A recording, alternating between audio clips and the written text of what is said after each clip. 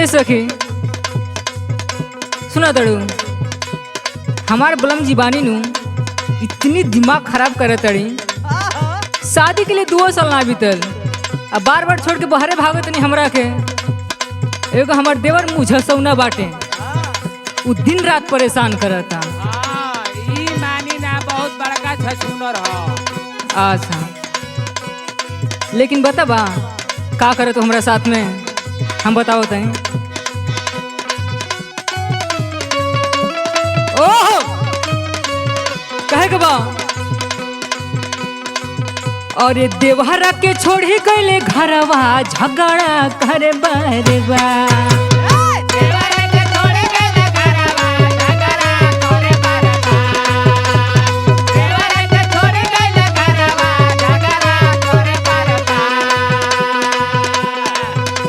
एक दिन मंगलस चुम्मन देहनी त देहलस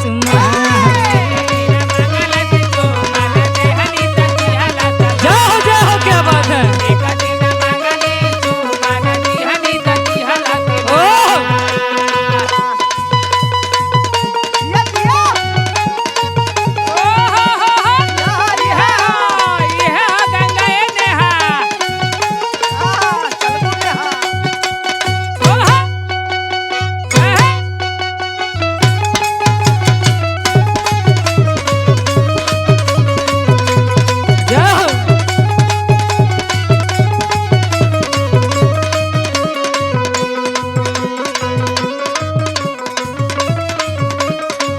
क्या बात है क्या बात है।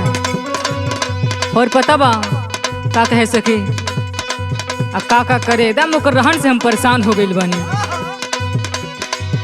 और ओहिसन विपत्ति यहाँ छोड़ी गइल घरवा।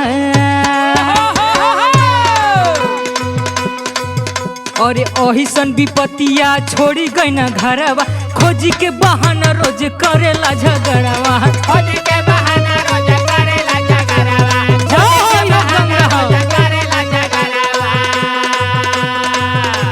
रहन से परेशान हो गइल बानी हम।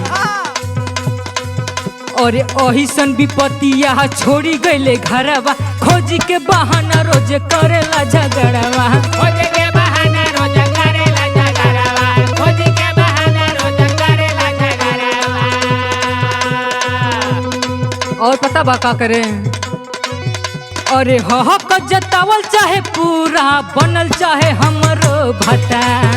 अरे हक जतावल चाहे पूरा बनल चाहे हमरो भता। हक जतावल चाहे पूरा बनल चाहे हमरो भता। अरे हक जतावल चाहे पूरा बनल चाहे हमरो भता। कि एक दिन मंगलस चुम्मन देहनी त देहल।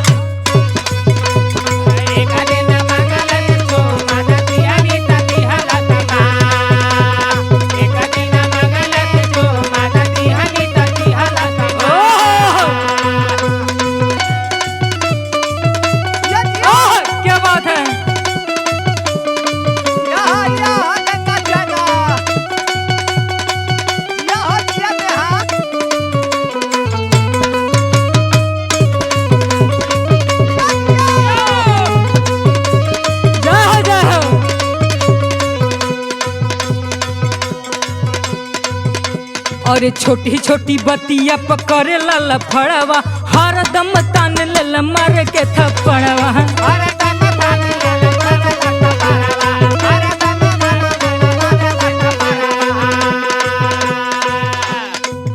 और छोटी छोटी बतिया पकड़े ला झगड़वा हरदम तान ले मार के थप्पड़वा।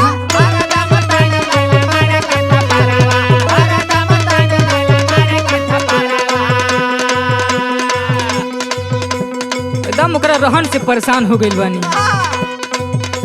और कहे के बा और नेहा सोनाली कहे राजेश रहुआ से भनी परेशान।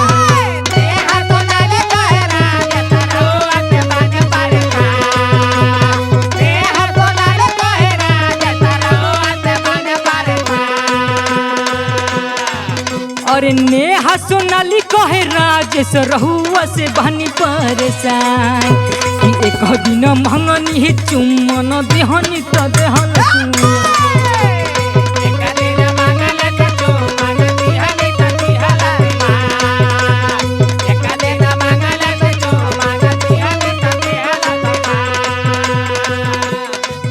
अरे देवहरा के छोड़े गइल घरवा झगड़ा करे बार बार